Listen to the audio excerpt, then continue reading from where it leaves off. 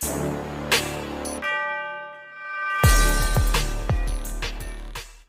बच्चों, कैसे हो आप सभी लोग।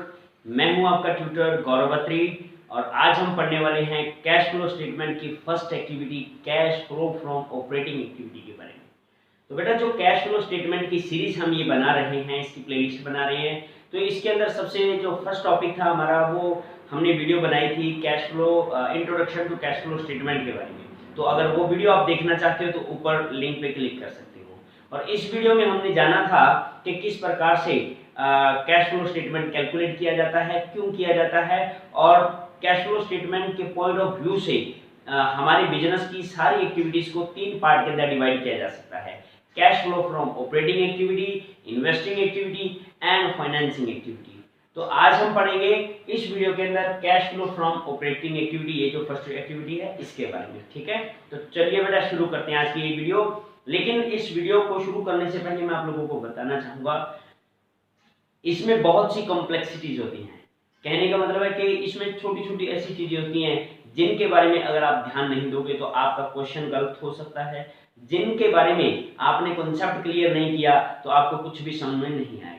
तो ये वीडियो शुरू से लेकर एंड तक आप लोगों ने देखना है, तभी ये टॉपिक पूरे का पूरा आप लोगों को क्लियर होने वाला है। एंड इसकी बाद की जितनी भी सीरीज आएंगी, वीडियोज आएंगी, वो भी आपने प्रॉपर तरीके से देखनी है। ठीक है बेटा, तो चलिए cash flow from operating activity. तो सबसे पहले मीनिंग की अगर मैं बात करूं, ऑपरेटिंग एक्टिविटी का मतलब होता है वो एक्टिविटीज जो हमारे बिजनेस के ऑपरेशन से रिलेटेड हैं। बोले तो हमारे बिजनेस के डे पर डे की एक्टिविटीज जो इंक्लूड करेंगे वो सारी की सारी इसी एक्टिविटी के अंदर हम लेके आएंगे। ठीक है बेटा, तो इसको शुरू करने से पहले हमें सबसे पहली जो रिक्वायरमेंट होती है वो क्या होती है, हमें चाहिए होता है नेट प्रॉफिट। अगर बिजनेस में हमें नेट प्रॉफिट मिल गया तो हम ये क्वेश्चन शुरू कर सकते हैं। ये प्रोफॉर्मा मैंने यहाँ पूरा बनाया हुआ cash flow statement from operating activity का, और ये इनडायरेक्ट मेथड के द्वारा मैंने यहाँ पे बनाया हुआ है प्रोफॉर्मा। और इसमें बेटा थोड़ी चीजें, जितनी भी आइटम्स लिखी गई हैं टाइट लिखी गई हैं, तो प्लीज आप लोग एडजस्ट कर लीजिएगा। और 3 डॉट्स पे क्लिक करके 480 या 360 पिक्सल को अडॉप्ट कर लेना और इसका स्क्रीनशॉट ले लीजिए। अदरवाइज आप इसको आइटम टू आइटम लिख सकते हो जैसे जैसे अपने एक्सप्लेन करेंगे। तो चलिए सबसे पहले इस परफॉर्मे की अगर मैं बात करूं तो यहाँ पे ये 2 कॉलम दिए गए हैं। इनका मतलब क्या होता है बेटा, ये वाला जो कॉलम होता है ये होता है हमारी मेन आइटम्स को लिखने के लिए। ठीक है, और इसके अंदर हम कैलकुलेशन करते हैं या फिर डिटेल करते हैं। ये डिटेल के लिए होता है और ये हमारी जो छोटी मोटी कैलकुलेशन होती है उनके लिए होता है। ठीक है, इसी प्रकार से नीचे भी बनेगा। बोले तो ये तो ऑपरेटिंग एक्टिविटी है, इसके नीचे बनेगा इन्वेस्टिंग एक्टिविटी और उसके नीचे बनेगा फाइनेंसिंग एक्टिविटी के बारे में। ठीक है, और यहाँ पे जिस प्रकार से मैंने लिखा हुआ है ये इसका पूरे का पूरा जितना भी मेरा आंसर निकल के आएगा, मैंने यहाँ लिखा है, क्या लिखा है, नेट कैश फ्रॉम और यूज्ड इन ऑपरेटिंग एक्टिविटी। तो आंसर निकल गया वो यहाँ लिखा। उसके बाद में सिर्फ और सिर्फ फाइनेंस का आंसर आएगा वो यहाँ इसी लाइन में लिखूंगा, कॉलम में लिखूंगा। और उसके बाद जो मेरा फाइनेंसिंग एक्टिविटी का आंसर निकल के आएगा वो भी मैं इसी में लिखूंगा। इसके बाद में अपने इसको प्लस माइनस करेंगे और ये वाली सारी कैलकुलेशन अपने बाद में सीखेंगे, उससे पहले इसके बारे में जानते हैं। तो बेटा इसको कैलकुलेट करने के लिए हमारे पास क्या दिया होगा क्वेश्चन के अंदर, सबसे पहले वो देख लीजिए। हमारे पास 2 सालों का डाटा दिया गया होगा। Is it clear? अगर बैलेंस शीट दी गई होगी तो उसके अंदर 2 इयर्स का डेटा दिया गया होगा। एक तो दिया गया होगा करंट ईयर और एक दिया गया होगा प्रीवियस ईयर। तो उसमें हम लोगों ने कंपैरिजन करके आइटम्स को निकालना है या कैलकुलेट करेंगे, पता लगाएंगे कि किसी भी चीज़ के अंदर डिक्रीज हुआ, इंक्रीज हुआ, चाहे वो प्रॉफिट है, चाहे वो डेप्रिसिएशन है, चाहे वो एसेट्स है, चाहे वो लायबिलिटीज है। तो इस प्रकार से हम करने वाले हैं। ठीक है, तो चलिए, तो बेटा जैसे कि हम बात कर रहे थे कि ऑपरेटिंग एक्टिविटी कौन सी होती है, जो बिजनेस को चलाने से रिलेटेड होती है। +1 क्लास के अंदर आप लोगों ने पढ़ा था ट्रेडिंग काउंट के बारे में। किसके बारे में? ट्रेडिंग काउंट के बारे में। तो ट्रेडिंग काउंट बेटा प्योरली क्या होता है, वो ऑपरेटिंग एक्टिविटी से रिलेटेड होता है। इसके अंदर एक भी ऐसी आइटम नहीं होती है जो हमारे बिजनेस के ऑपरेशन से रिलेटेड नहीं होती है। ठीक है, जैसे कि इसके अंदर इधर क्या लिखते हैं हम लोग, सबसे पहले ओपनिंग स्टॉक लेते हैं, उसके बाद में परचेज लेते हैं, उसके बाद में जितने भी डायरेक्ट एक्सपेंसेस होते हैं वो यहाँ लिख देते हैं। और मैं सारे के सारे को क्या लिख रहा हूँ, कॉस्ट ऑफ गुड्स सोल्ड लिख देता हूँ। आता हुआ निकालना +1 में आप लोगों ने सीखा हुआ है। ओके, एंड यहाँ पे मैं क्या लेता हूँ, सेल्स लेता हूँ, इधर हमारा क्लोजिंग स्टॉक भी आ जाता है और इसको कैलकुलेट करने के बाद में इधर क्या आएगा, इधर आता है, वो आता है हमारा ग्रॉस प्रॉफिट। ये निकालना आप लोगों ने 11th में सीखा था। ग्रॉस प्रॉफिट को उठाकर प्रॉफिट एंड लॉस के अंदर लेकर आए ग्रॉस प्रॉफिट, ठीक है। अब बेटा ग्रॉस प्रॉफिट में क्या है, इसमें तो हमारी प्योरली क्या आई थी, ऑपरेटिंग एक्टिविटीज ही आई थी। एंड इसके अंदर क्या आया था, कुछ एक्टिविटीज ऐसी थी जो हमारी ऑपरेशन से रिलेटेड हैं, कुछ एक्टिविटीज ऐसी हैं जो हमारी ऑपरेटिंग एक्टिविटीज नहीं हैं। तो अपने को क्या करना पड़ेगा बेटा, उनको एक्सक्लूड और इंक्लूड करना पड़ेगा, ठीक है। किस प्रकार से देखते हैं। अब इनका इससे क्या निकल के सामने आता है, net profit, sorry profit and loss account से यहाँ पे निकल के आता है सामने नेट प्रॉफिट। क्या ये चीज समझ में आ रही, नेट प्रॉफिट। और अपने ये जो क्वेश्चन है इसके अंदर अपने को दिया क्या होगा, इस क्वेश्चन को सॉल्व करने के लिए इनपुट्स क्या दिए होंगे, वो इनपुट्स के अंदर अपने को नेट प्रॉफिट या तो दिया होगा या तो कैलकुलेट करके अपने इस क्वेश्चन को शुरू कर सकते हैं। क्या ये चीज समझ में। अब प्रॉब्लम क्या है, प्रॉब्लम ये है बेटा इसमें कि ध्यान से देखना जरा, मैं बहुत ये बारीकी में समझाने जा रहा हूं आप लोगों को, ध्यान से देखिएगा। और अगर ये वाला चीज समझ में आ गई तो इसका कॉन्सेप्ट क्लियर हो जाएगा, कुछ बाकी नहीं बचेगा। अगर ये वाली चीज आप लोगों को समझ में आ गई तो क्या है, देखिए नेट प्रॉफिट आप लोगों का ये यहाँ पे पड़ा हुआ है, ठीक है। अब ये जो नेट प्रॉफिट है इसके अंदर कुछ ऐसी आइटम्स हैं जो ऑपरेटिंग से रिलेटेड है और कुछ ऐसी हैं जो नॉन ऑपरेटिंग है या नॉन कैश है, ठीक है। जैसे मैंने यहाँ पे कुछ लिख दिया, सैलरी, डेप्रिसिएशन, ठीक है। और क्या क्या आ सकता है, इंटरेस्ट पेड, कमीशन पेड, ठीक है। और क्या आ सकता है, loss on sale of machinery, ठीक है। इधर क्या आ सकता है, इधर आ सकता है हमें interest received, rent received, commission received, इस प्रकार से। और इधर भी रेंट पेड, इस प्रकार की बहुत सी आइटम्स आ सकती हैं। रेंट पेड है तो ऊपर भी आ सकता है, इधर भी आ सकता है, यही आएगा। सेल लिएगा, मोस्ट ऑफ आप ऐसा समझ लीजिए जितने भी हमारे एक्सपेंसेस होते हैं वो यहाँ पे आ जाएंगे, ठीक है बेटा। चलिए इनडायरेक्ट एक्सपेंसेस है वो इधर हम लिख लेते हैं। अब ध्यान दीजिए, हमें क्या निकालना है, हमें निकालना है वो वाला प्रॉफिट, वो वाली अमाउंट जो साल के एंड में, देखिए जो प्रॉफिट है, मान लीजिए प्रॉफिट कितना आ गया साल के एंड में, ये आ गया मान लीजिए 4 लाख रुपए। कितना आ गया भाई, 4 लाख। लेकिन अपने को क्या करना है, 4 लाख से कोई लेना देना नहीं है क्योंकि ये हमारा प्योर प्रॉफिट नहीं है। अपने को प्योर प्रॉफिट को चेक करना है। तो उस प्योर प्रॉफिट को चेक करने के लिए जो हमारी बिजनेस से रिलेटेड एक्टिविटीज नहीं है उनके अंदर अगर लॉस हो गया उसको हम क्या कर देंगे, इसमें दोबारा से ऐड कर देंगे। और अगर कोई ऐसी एक्टिविटी है जो हमारे बिजनेस से रिलेटेड नहीं है, rent received, interest received, commission received, इन सभी की सभी आइटम्स को इसमें से डिडक्ट कर देंगे। क्यों डिडक्ट करेंगे, ध्यान से देखिएगा। क्योंकि देखो मान लीजिए ये जो ग्रॉस प्रॉफिट है ये आया था हमारा 2 लाख, क्लियर है। 2 लाख आने के बाद में कुछ आइटम इधर बढ़ गई थी, 3 लाख मान लीजिए, 3 लाख, ठीक है ना। और ये 4 नहीं आ सकता, मान लीजिए 6 लाख, ठीक है। मान लीजिए ग्रॉस प्रॉफिट हमारे बिजनेस में कितना है, 6 लाख है। कुछ आइटम्स इधर थी जिन्होंने इस ग्रॉस प्रॉफिट को बढ़ा दिया और कुछ आइटम इधर थी जिन्होंने इस प्रॉफिट को कम कर दिया। और क्या हो गया, साल के एंड में नेट प्रॉफिट कितना आ गया, 4 लाख रुपीस। लेकिन ये 4 लाख एग्जैक्ट नहीं है फ्रॉम ऑपरेटिंग एक्टिविटी से। तो हमें कौन सा प्रॉफिट चाहिए होता है, सिर्फ और सिर्फ ऑपरेटिंग एक्टिविटी से कितना प्रॉफिट आया है, सिर्फ हमें वो जानना है। हमें ज्यादा प्रॉफिट जानने से मतलब नहीं है इस क्वेश्चन के अंदर। तो हम क्या करेंगे, इस ग्रॉस प्रॉफिट में ये जो एक्स्ट्रा ऑर्डिनरी आइटम्स हैं इनको बोलेंगे, ये जो लिखा हुआ है ना देखिए, net profit before tax and extra ordinary items. अगर प्रॉफिट के अंदर कुछ ऐसी चीजें कोई भी ऐसी एक्टिविटी जिसके अंदर ऐड कर दी गई है जो हमारे बिजनेस से रिलेटेड नहीं, इंटरेस्ट रिसीव हुआ, हमने कहीं पे पैसा इन्वेस्ट किया हुआ है वहां से इंटरेस्ट रिसीव हुआ है, हमने हमारी कोई बिल्डिंग खरीद के रख रखी है, कोई लैंड है किसी को किराए पे दे रखी है उससे रेंट रिसीव हुआ है, हमने किसी का कोई काम करवा दिया, उससे अपने को कमीशन रिसीव हुआ है, ये हमारे ऑपरेशन से रिलेटेड नहीं है ना, इसलिए क्या करेंगे, इसको कर देंगे हम डिडक्ट इसमें से, नेट प्रॉफिट में से। अब देखिए हमारा प्रॉफिट था, लेकिन उस प्रॉफिट को कम कर दिया कुछ आइटम ने। कौन से आइटम ने? जैसे डेप्रिसिएशन ने।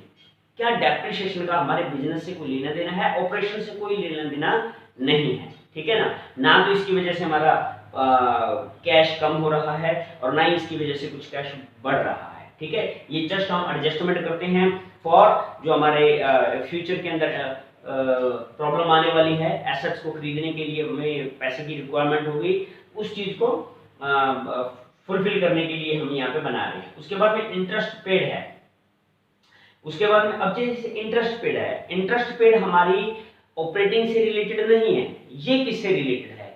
ये है फाइनेंस से रिलेटेड। देखिए बेटा, हमने हमारे बिजनेस को चलाने के लिए लोन ले रखा है, हमने डिवेंचर्स को डिवेंचर इशू कर रखा है और वहां से हमारे पास पैसा आया हुआ है, उसके बदले में हम क्या कर रहे हैं? इंटरेस्ट पे कर रहे हैं। क्या वो ऑपरेशन से रिलेटेड है? नहीं है बेटा। अगर आप लोगों ने इन चीजों को समझ लिया कि ये किससे रिलेटेड है, जो भी आइटम यहाँ पे दी गई हैं, क्या ये इन्वेस्टिंग से रिलेटेड है, क्या ये फाइनेंस से रिलेटेड है, या फिर ऑपरेटिंग एक्टिविटी से रिलेटेड है, तो आपका ये क्वेश्चन हो जाएगा। और अगर आपको ऐसा समझ में नहीं आया तो प्रॉब्लम होने वाली है, ठीक है। तो आपको समझना है इसमें। कमीशन, देखिए हमने अगर कमीशन पे किया है तो किस काम के लिए पे किया होगा, डिपेंड करता है। जैसे अंडरराइटिंग कमीशन होता है, हमने यहाँ पे लिखा हुआ ना, यहाँ पे लिखा होगा अंडरराइटिंग कमीशन, तो इसके बारे में भी जानेंगे। वैसे तो अंडरराइटिंग कमीशन वो वाला कमीशन होता है जो कि हम किसी भी फाइनेंशियल इंस्टीट्यूशंस को या बैंक्स को कमीशन पे कर रहे हैं। किस चीज के लिए पे कर रहे हैं? ताकि वो हमारे रिस्क को कम कर रहा है, हमारी लायबिलिटीज को टेक ओवर करने की बात कर रहा है, इस प्रकार से, ठीक है। तो loss on sale of machinery, हमने मशीन बेची, मशीन क्या थी हमारी, किससे रिलेटेड है? हमारी तीन एक्टिविटीज हैं, ऑपरेटिंग है, इन्वेस्टिंग है, फाइनेंस है। तो आप लोग बताइए मेरे को कि जो सेल ऑफ मशीनरी है और उसके ऊपर लॉस हो गया, वो हमारी तीनों में से किसके ऊपर रिलेटेड है? वो रिलेटेड है इन्वेस्टिंग से, क्योंकि जितनी भी हमारी फिक्स एसेट्स होती हैं, फिक्स एसेट्स को किस में काउंट करते हैं हम लोग बेटा? इन्वेस्टिंग एक्टिविटी में काउंट करते हैं। अगर इन्वेस्टिंग एक्टिविटी के ऊपर लॉस हो गया तो ये इन्वेस्टिंग का ही है। तो लेकिन इसने क्या कर दिया, हमारे ऑपरेशन के ऑपरेटिंग प्रॉफिट को कम किया है या नहीं किया है? तो ऑपरेटिंग प्रॉफिट को कम किया है, तो इसीलिए इसको दोबारा से ऐड कर देंगे।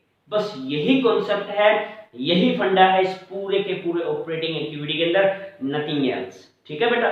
तो आप लोगों ने इसको समझना है। तो चलो अब मैं आप लोगों को इस परफॉर्मे को समझाने की कोशिश करता हूँ। चलिए, तो सबसे पहले हम लोगों ने क्या लिया यहाँ पे? Net profit before tax and extraordinary items. सबसे पहले हम यहाँ पे नेट प्रॉफिट किस प्रकार से निकालेंगे? मैंने जैसे बताया था आप लोगों को क्वेश्चन के अंदर बैलेंस दी होगी 2 इयर्स की, तो उसके अंदर या तो प्रॉफिट एंड लॉस का बैलेंस दिया होगा, क्रेडिट बैलेंस दिया होगा, या तो आपके रिजर्व एंड सरप्लस दिए गए होंगे। तो उनका आप लोगों ने कंपैरिजन करना है, लास्ट ईयर कितना है और उससे लास्ट ईयर कितना है। तो प्लस माइनस करके आप लोग देख सकते हो आपको जो नेट प्रॉफिट है या नेट लॉस है, ठीक है बेटा। और एक्स्ट्रा ऑर्डिनरी आइटम में क्या आ जाएगा? अगर हम लोगों ने इंटरम डिविडेंड पे किया हुआ है, इंटरम डिविडेंड कौन सा होता है बेटा? इस साल के दौरान पे किया है, वो हम इसमें करेंगे, या फिर प्रपोज्ड डिविडेंड। लेकिन प्रपोज्ड डिविडेंड हम कौन सा इसमें से ऐड करेंगे? इसमें ऐड कर देंगे, प्रपोज्ड डिविडेंड करेंगे लास्ट ईयर वाला। क्यों? क्योंकि लास्ट ईयर हमने प्रपोज किया था किसको? हमारे इन्वेस्टर्स को, जो उन लोगों को जिन्होंने हमारे बिजनेस में पैसा इन्वेस्ट कर रखा है, शेयर होल्डर्स हैं, शेयर होल्डर्स हैं, कि आप लोगों को हम नेक्स्ट ईयर इतना डिविडेंड देने वाले हैं, उन्होंने प्रपोज किया था, that's why it's called proposed dividend, clear है। तो वो इसके अंदर ऐड कर दिया करेंगे। अब देखिए, adjustment for non cash and non operating activities, ये सारे का सारा इससे रिलेटेड है। जो नॉन कैश आइटम है, जो नॉन ऑपरेटिंग एक्टिविटी है, उसको या तो ऐड कर देंगे या तो प्लस कर देंगे। उसका जो भी इफेक्ट हमारे नेट प्रॉफिट के ऊपर पड़ रहा है, उसके इफेक्ट को खत्म करने के लिए प्लस या माइनस इंक्लूड और एक्सक्लूड करेंगे अपने, ठीक है। अब कौन सी ऐसी आइटम है? देखिए, सबसे पहले हमने ऐड लिखा है। ऐड कौन सी आइटम करेंगे? ऐड सिर्फ हम वो एक्टिविटीज करेंगे, इधर वाली ध्यान देखना बेटा, प्रॉफिट एंड लॉस के डेबिट साइड वाली वो एक्टिविटीज जो कि हमारी ऑपरेशन से रिलेटेड नहीं है, और उसकी वजह से, ध्यान से सुन लीजिएगा इस चीज को, जो हमारी ऑपरेटिंग एक्टिविटी से रिलेटेड नहीं है और उसकी वजह से हमारा ऑपरेटिंग प्रॉफिट कम हो गया है, उसको अभी दोबारा ऐड करेंगे। ठीक है, जैसे कि डेप्रिसिएशन या फिर डिप्लेशन। समझ में आ गया ना? Preliminary expenses return of. Preliminary expenses कौन से होते हैं? वो वाले एक्सपेंसेस जो एक कॉर्पोरेशन को शुरू करने से, कॉर्पोरेट करने से पहले किसी भी कंपनी को खर्चे होते हैं, वो सारे वो कहाँ शो करेंगे? वो भी तो साल के एंड में प्रॉफिट एंड लॉस अकाउंट की डेबिट साइड में लिखेंगे ना, अपने प्रॉफिट्स को कम करने के लिए। उसके बाद में है discount on issue of debentures या शेयर्स। ठीक है, अगर हमने डिस्काउंट दिया है डिवेंचर को इशू करते समय, शेयर्स को इशू करते समय, तो हमारा क्या होगा? वो लॉस है ना हमारा। अगर हम शेयर्स को इशू कर रहे हैं किसके ऊपर? प्रीमियम के ऊपर, तो हमारा बेनिफिट है। और अगर हमने क्या कर दिया उसको किसके ऊपर इशू कर दिया? डिस्काउंट के ऊपर इशू किया हुआ, तो वो हमारा क्या है बेटा? लॉस है। तो उस लॉस को भी यहाँ पे राइट ऑफ किया जाएगा। ठीक है, डिपेंड करता है एक ही साल में करना है या आने वाले 2-3 सालों में करना है। अंडरराइटिंग कमीशन ये डिस्कस हो चुका है। अगर हमने कोई कमीशन दिया हुआ है किसी बैंक को, किसी फाइनेंशियल इंस्टीट्यूशन को, तो यहाँ पे हमने इसकी वजह से क्या किया होगा? हमारे प्रॉफिट को कम किया होगा, लेकिन अभी दोबारा इसको ऐड कर देंगे। Loss on sale of fix assets. Loss on sale of fix assets की वजह से हमारा प्रॉफिट कम हुआ था, इसीलिए अब इसको दोबारा ऐड कर रहे हैं। ठीक है, increase in provision for doubtful debts. अगर हमारे डाउटफुल डेट क्या हो गए हैं? बढ़ गए हैं, तो याद कर लीजिए +1 क्लास के अंदर हम इसको यहीं पे लिखा करते थे, है या नहीं? जब हमने प्रॉफिट एंड लॉस अकाउंट बनाना सीखा था, तो प्रोविजन फॉर डाउटफुल डेट को भी इधर ही लिखा करते हैं। ठीक है, इसीलिए इसकी वजह से प्रॉफिट कम हुआ था, इसको दोबारा से ऐड कर दीजिए। अभी हमने क्या करना है? इन सारी की सारी एक्टिविटीज को इनको ऐड करना और ऐड करके इधर लिख देना। कई चीज आगे समझ में। चलिए, इसके बाद में क्या होगा? Less interest received. बात आ गई ना फिर वही बेटा। देखिए ध्यान से, मैं आपको वादा करता हूं आप लोगों से कि ये अगर आप लोगों ने पूरी वीडियो देख ली और पूरा इसको समझ लिया कॉन्सेप्ट को, तो इसमें बाद में समझने लायक कुछ बचेगा ही नहीं। आप लोगों को प्रॉपर तरीके से ये वाला टॉपिक है वो आने लग जाएगा। ठीक है, लेकिन इसको अच्छे से समझ लेना बेटा। और फिर भी अगर कोई कमी रह जाए तो आप कमेंट बॉक्स में लिख के मेरे को बता देना, मैं आपकी वो कमी दूर कर दूंगा, या मेरे को व्हाट्सएप कर सकते हो। इंटरेस्ट रिसीव्ड कहाँ आता है? इधर आता है। इंटरेस्ट रिसीव्ड आता है, नहीं आता? अब इसकी वजह से क्या हुआ था? हमारा प्रॉफिट बढ़ा था। कौन सा हमारा ऑपरेटिंग प्रॉफिट बढ़ा था। ऑपरेशन से जो प्रॉफिट हुआ वो बढ़ा था, लेकिन ये कौन सा प्रॉफिट है? ये खुद तो जो इंटरेस्ट रिसीव्ड है, ये कौन सा है? ये इन्वेस्टिंग से रिलेटेड है, न कि ऑपरेटिंग से। तो कहाँ आना चाहिए ये वाला? ये आना चाहिए इन्वेस्टिंग एक्टिविटी के अंदर, इसीलिए अब इसको माइनस कर दीजिएगा प्रॉफिट को। डिविडेंड रिसीव्ड हो सकता है प्रॉफिट एंड लॉस अकाउंट के क्रेडिट साइड में डिविडेंड रिसीव्ड यहां हमने लिख रखा हो इस प्रकार से। ठीक है, डिविडेंड रिसीव्ड, और इसकी वजह से भी प्रॉफिट बढ़ा हुआ था, तो इसको भी अपने क्या करेंगे? माइनस। क्यों? क्योंकि ये किससे रिलेटेड है? Investing activity. हमने कहीं किसी दूसरी कंपनी के शेयर खरीदे हुए हैं जिसके ऊपर हमें डिविडेंड मिला है, और उसको क्या कर देंगे? माइनस कर देंगे। चलिए, रेंटल इनकम इन्वेस्टिंग से रिलेटेड है, इसीलिए इसको क्या कर देंगे? माइनस कर देंगे। और जितने भी माइनस के आइटम है उनको ब्रैकेट में लिखेंगे एंड इनको यहाँ पे लिख दिया जाएगा। इन तीनों को कैलकुलेट करके ये जो प्रॉफिट आया that will be called operating profit before working capital changes.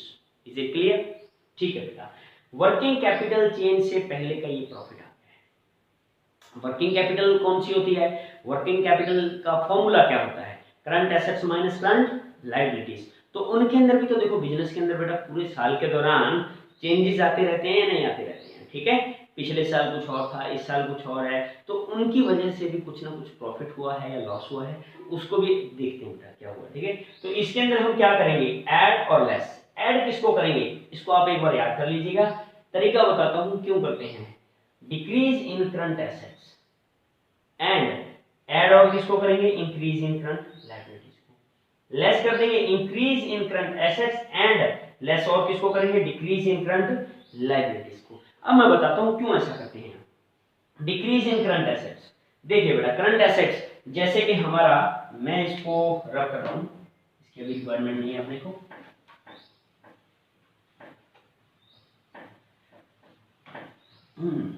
चलिए देखिए, करंट एसेट्स कौन सी होती है हमारी? मान लीजिए स्टॉक है। ठीक है, मैं एक का एग्जांपल ले लेता हूं। स्टॉक, ये मैंने क्या लिखा, डिक्रीज इन करंट एसेट्स। अगर स्टॉक में डिक्रीज होगा तो इसका इफेक्ट क्या पड़ने वाला है, बस आप लोग उस चीज को समझ लीजिए कि इसका बिजनेस में इफेक्ट क्या पड़ेगा, तो आपको चीज अच्छे से समझ में आ जाएगी। देखिए, अगर स्टॉक डिक्रीज हुआ, पहले हमारे पास पड़ा हुआ था 50,000 का स्टॉक, अभी रह गया है कितना, 40,000 का, तभी तो डिक्रीज होगा। चलिए, ये जो डिक्रीज हुआ है क्यों हुआ है भैया, बिका हुआ तभी तो डिक्रीज हुआ है। मान लीजिए 10,000 का क्या हो गया, बिक गया, तो बिक गया तो हमारे पास ये 10,000 का पैसा आया होगा, कैश आया होगा या नहीं आया होगा, इसीलिए इसको क्या करेंगे, ऐड कर देंगे। समझ में आ गया, वेरी गुड। अभी देखिए, इंक्रीज इन करंट लायबिलिटी, जैसे कि करंट लोन, ठीक है ना बेटा, ये शॉर्ट टर्म लोन है, शॉर्ट टर्म लोन है, करंट लोन है, क्या हुआ, इंक्रीज हुआ सर, पहले 50,000 का लोन हमारे पास पड़ा हुआ था बैंक से, अभी 70,000 रुपए का लोन हो गया, तो इसका मतलब क्या, हम लोगों ने, सॉरी ये इंक्रीज हो गया, तो इसका मतलब क्या, हमने 20,000 रुपए बैंक से और लोन ले लिया है, तो इसका मतलब क्या हो गया, हमारे पास कैश बढ़ गया है। तो और ये लिया किस लिए, अगर हमने लिया है लोन, तो ये आप ऐसा ना कहना सर ये तो फाइनेंस से रिलेटेड है, सर ये फाइनेंस से रिलेटेड नहीं है, क्योंकि शॉर्ट टर्म लोन है, शॉर्ट टर्म लोन है, 1 साल के अंदर पे करना है, और शॉर्ट टर्म लोन हम हमेशा हमारी वर्किंग कैपिटल के लिए ही लेते हैं, सॉरी हम वर्किंग कैपिटल के लिए लेते हैं, बिल्कुल हमारी डे पर डे की एक्टिविटीज को के अंदर यूज करने के लिए इसको लिया जाता है, इसीलिए इसको ऐड कर दिया मैंने। इंक्रीज इन करंट एसेट्स, ये उसका उल्टा हो जाएगा, ये हो जाएगा बेटा। अब इसको सारी आइटम्स को एडजस्ट करने के बाद में, प्लस माइनस करने के बाद में, ये जो प्रॉफिट आ गया that will be called cash generated from operation. ये कौन सा कैश है, जो हमारे सिर्फ और सिर्फ जनरेशन से आया है, ये वो वाला कैश कहलाएगा। अभी क्या करेंगे, इसमें से हम टैक्स को माइनस कर देंगे, क्या लिखेंगे, लेस इनकम टैक्स पेड, साल के एंड में जितना भी हम लोगों ने इनकम टैक्स पे कर दिया वो इसमें से लेस कर देंगे। अभी जो आंसर निकल के सामने आएगा वो क्या है, नेट कैश। देखिए बेटा, अगर तो आंसर आया प्लस में तो हम क्या लिखेंगे, from net cash from operating activities, और अगर आंसर आया माइनस में तो क्या लिखेंगे, net cash used in operating activity. ठीक है बेटा, तो ये थी हमारी फर्स्ट एक्टिविटी। तो इसके आप लोगों ने क्वेश्चंस हैं आपकी बुक में जो भी दिए गए हैं, एक बार इस कॉन्सेप्ट को लगाकर आप लोगों ने जो भी आइटम्स दी गई होंगी ना बेटा, आपने उसके ऊपर ये वाला कॉन्सेप्ट है वो इम्प्लीमेंट करना है। और मेरी आप लोगों से एक और रिक्वेस्ट है कि देखो, फर्स्ट टाइम में ये वीडियो समझ में आपको नहीं आएगी, आपको इस वीडियो को समझने के लिए एक बार और देखना पड़ेगा, ठीक है। और क्वेश्चन करने के बाद में कहीं पे भी प्रॉब्लम लगे, एक बार और वीडियो को देख लीजिएगा प्रॉपर तरीके से, वो आपको ये टॉपिक है वो समझ में आएगा। और वीडियो अच्छे लगे तो लाइक जरूर कर दीजिएगा बेटा, और कमेंट करके जरूर बताना हमें। Thank you.